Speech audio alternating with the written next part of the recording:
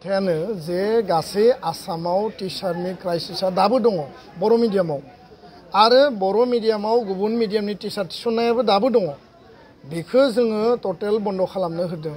बबे बबे स्कुलाव टिचारनि क्राइसिस दङ, सिंगल टिचार, जिर' टिचार आरो भेकेन्ट जाना थानाय माने स्कुलाव टिचार हरनांगौ, बेखौ अलरेडि सेभारेल राउन्ड्स गोबां खेब जोङो तथ्य दाखिल खालामबाय।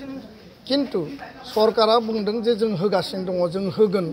नाथाय बिसोरनि नीति आरो पलिसिया जाहैबाय जे फोरोंगिरि होआलासिनो दोननांगौ, स्कुलाव एनरलमेन्टआ खमायनांगौ, एनरलमेन्ट खमायोबा पस्ट एबलिश खालामनांगौ आरो बर' मिडियामा थैगोन। थैनाय लोगो लोगो बेयाव गुबुन मिडियामाव फरायसा फरायसुलिफ्रा माने कनभार्ट जागोन। जेरै नों नगाव डिस्ट्रिक्टआव बा गुबुन गुबुन जिल्लायाव दा मेक्सिमाम बर' मिडियामनि फरायसा फरायसुलिया गुबुन मिडियामाव शिफ्टिं जागासिनो दङ। दा बे जाबाय मोनसे षड़यन्त्र, मोनसे कनस्पिरेसि। सरकारनि मावफोर डेफिनेटलि गोदोबो दङमोन, दिनैबो दङ, इयुनावबो थागोन। किन्तु बे षड़यन्त्रखौ जोङो बन्द खालामनो थाखाय एबसुआ खामानि मावगोन।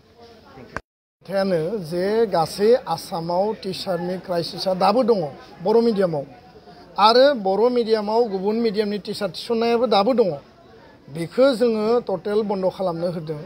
बबे बबे स्कुलाव टिचारनि क्राइसिस दङ, सिंगल टिचार, जिर' टिचार आरो भेकेन्ट जाना थानाय माने स्कुलाव टिचार हरनांगौ, बेखौ अलरेडि सेभारेल राउन्ड्स गोबां खेब जोङो तथ्य दाखिल खालामबाय। किन्तु सरकारा बुंदों जे जों होगासिनो दङ, जों होगोन। नाथाय बिसोरनि नीति आरो पलिसिया जाहैबाय जे फोरोंगिरि होआलासिनो दोननांगौ, स्कुलाव एनरलमेन्टआ खमायनांगौ, एनरलमेन्ट खमायोबा पस्ट एबलिश खालामनांगौ आरो बर' मिडियामा थैगोन। थैनाय लोगो लोगो बेयाव गुबुन मिडियामाव फरायसा फरायसुलिफ्रा माने कनभार्ट जागोन। जेरै नों नगाव डिस्ट्रिक्टआव बा गुबुन गुबुन जिल्लायाव दा मेक्सिमाम बर' मिडियामनि फरायसा फरायसुलिया गुबुन मिडियामाव शिफ्टिं जागासिनो दङ। दा बे जाबाय मोनसे षड़यन्त्र, मोनसे कनस्पिरेसि। सरकारनि मावफोर डेफिनेटलि गोदोबो दङमोन, दिनैबो दङ, इयुनावबो थागोन। किन्तु बे षड़यन्त्रखौ जोङो बन्द खालामनो थाखाय एबसुआ खामानि मावगोन। खोथायानो जे गासै आसामाव टिचारनि क्राइसिसआ दाबो दङ बर' मिडियामाव आरो बर' मिडियामाव गुबुन मिडियामनि टिचार थिसननायाबो दाबो दङ। बेखौ जोङो टटेल बन्द खालामनो होदों। बबे बबे स्कुलाव टिचारनि क्राइसिस दङ, सिंगल टिचार, जिर' टिचार आरो भेकेन्ट जाना थानाय माने स्कुलाव टिचार हरनांगौ, बेखौ अलरेडि सेभारेल राउन्ड्स गोबां खेब जोङो तथ्य दाखिल खालामबाय। किन्तु सरकारा बुंदों जे जों होगासिनो दङ, जों होगोन।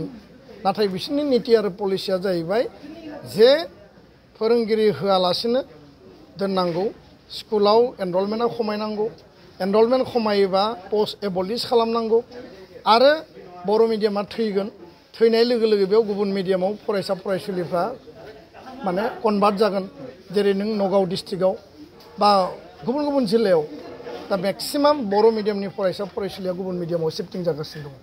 दा बे जाबाय मोनसे षड़यन्त्र, मोनसे कनस्पिरेसि। सरकारनि मावफोर डेफिनेटलि गोदोबो दङमोन, दिनैबो दङ, इयुनावबो थागोन। किन्तु बे षड़यन्त्रखौ जोङो बन्द खालामनो थाखाय एबसुआ खामानि मावगोन। खोथायानो जे गासै आसामाव टिचारनि क्राइसिसआ दाबो दङ बर' मिडियामाव आरो बर' मिडियामाव गुबुन मिडियामनि टिचार थिसननायाबो दाबो दङ। बेखौ जोङो टटेल बन्द खालामनो होदों। बबे बबे स्कुलाव टिचारनि क्राइसिस दङ, सिंगल टिचार, जिर' टिचार आरो भेकेन्ट जाना थानाय माने स्कुलाव टिचार हरनांगौ, बेखौ अलरेडि सेभारेल राउन्ड्स गोबां खेब जोङो तथ्य दाखिल खालामबाय। किन्तु सरकारा बुंदों जे जों होगासिनो दङ, जों होगोन। नाथाय बिसोरनि नीति आरो पलिसिया जाहैबाय जे फोरोंगिरि होआलासिनो दोननांगौ, स्कुलाव एनरलमेन्टआ खमायनांगौ, एनरलमेन्ट खमायोबा पस्ट एबलिश खालामनांगौ आरो बर' मिडियामा थैगोन। थैनाय लोगो लोगो बेयाव गुबुन मिडियामाव फरायसा फरायसुलिफ्रा माने कनभार्ट जागोन। जेरै नों नगाव डिस्ट्रिक्टआव बा गुबुन गुबुन जिल्लायाव दा मेक्सिमाम बर' मिडियामनि फरायसा फरायसुलिया गुबुन मिडियामाव शिफ्टिं जागासिनो दङ। दा बे जाबाय मोनसे षड़यन्त्र, मोनसे कनस्पिरेसि। सरकारनि मावफोर डेफिनेटलि गोदोबो दङमोन, दिनैबो दङ, इयुनावबो थागोन। किन्तु बे षड़यन्त्रखौ जोङो बन्द खालामनो थाखाय एबसुआ खामानि मावगोन। खोथायानो जे गासै